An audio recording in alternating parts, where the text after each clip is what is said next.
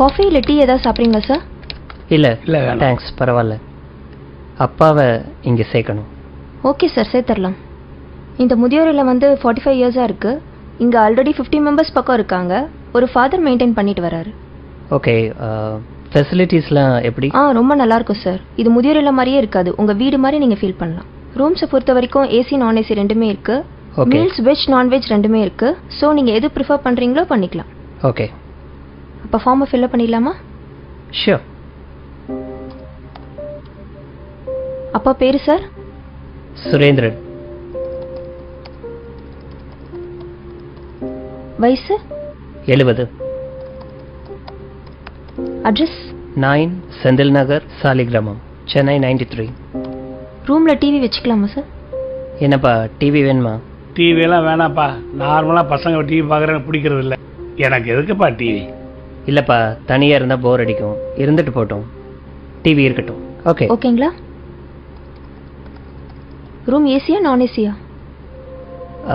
என்ன டிஃப்ரென்ஸ் வரும் டேரிஃபில்? AC 15,000 sir. ஓகே. நான் ஏசி 10,000 ஆகும் சார். 5,000 தான் டிஃப்ரென்ஸ்னா ஏசி ரூமே இருக்கட்டும். No no no no, AC வேணாப்பா. எதுக்கு ஏசி? இல்லை வேணாம். இல்லைப்பா, வெயில் காலத்தில் உங்களால் தாங்கிக்க முடியாது. இருக்கட்டும்ப்பா, ஏசி ரூமே போட்டுருங்க. Okay sir. வெஜ்ஜா நான்வெஜ்ஜா சார்? இல்லை, அப்பா வெஜிடேரியன், நான்வெஜ் சாப்பிட மாட்டார். Okay okay sir. இப்போ டேரிஃப் மந்த்லி 25,000 வருது. ஓகே. நீங்கள் எய்தர் செக் இல்லை கேஷாக பே பண்ணலாம். ஓகே, நான் செக்கே கொடுத்துட்றேன். Okay sir. ஃபைன்.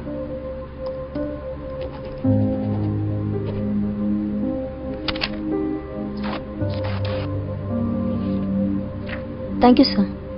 சரி இருங்கப்பா, காரில் போய் லக்கேஜ் எடுத்துகிட்டு வரேன்.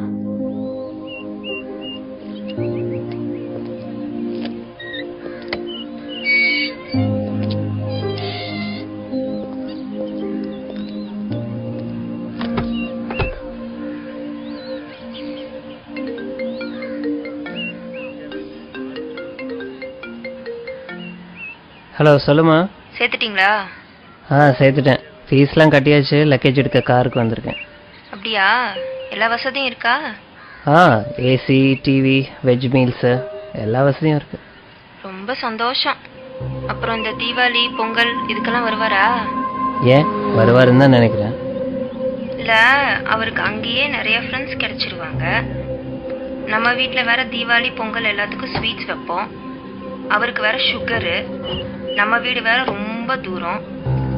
எதுக்கு அவரை கஷ்டப்படுத்தணும்னு பார்க்குறேன். சரி, நான் பார்த்துக்கிறேன்.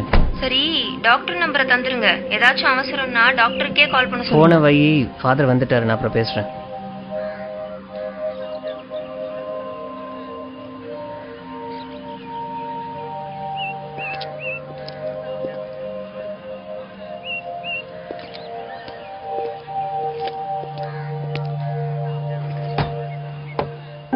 வணக்கம் ஃபாதர். இவர் தான் என் பையன். God bless you. என்ன பண்றீங்க? Event manager father.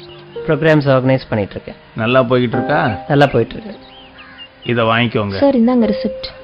ஓ தேங்க்யூ. ஐயா ரூமை பார்த்துடலாங்களா? பார்த்துலாமே. கூட்டு போகிறேன் ஃபாதர். போயிட்டு வாங்க. ஆமாம் ஃபாதர், அப்பாவும் நீங்களும் ரொம்ப நேரம் பேசிட்டு இருந்தீங்க. அப்பாவும் இதுக்கு முன்னாடி உங்களுக்கு தெரியுமா? அப்பாவை ரொம்ப நாளாவே தெரியும். ஓ அப்படிங்களா? 30 வருஷத்துக்கு முன்னாடி இங்க இருந்து ஒரு அனாதை பையனை தத்தெடுத்து போனாரு உங்க அப்பா.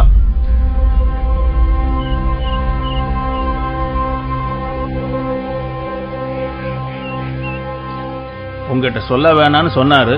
இருந்தாலும் மனசு கேட்கல, அதுதான் சொல்லிட்டேன். நீ ஒன்றும் கவலைப்படாத, பத்திரமா போயிட்டு வா.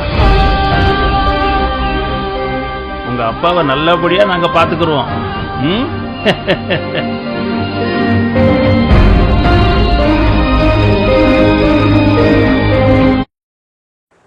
அப்பா வெறும் வார்த்தை அல்ல, பிள்ளைகளின் வருங்கால வாழ்க்கை. அப்பா என்ற வார்த்தைக்கு நிகர் அப்பா மட்டும்தான். அந்த இடத்தை எவராலும் நிரப்ப முடியாது. 1000 உறவுகள் இருந்தாலும் என் கண்களும் என் உள்ளமும் தேடும் ஒரே உறவு அப்பா மட்டும்தான். தலையிலும் மீசையிலும் நரைத்த முடி, பரட்டை தலை, அழுக்க ஆடை. ஆனால் என் அப்பாவை போல இந்த உலகத்தில் எந்த ஹீரோவும் கிடையாது.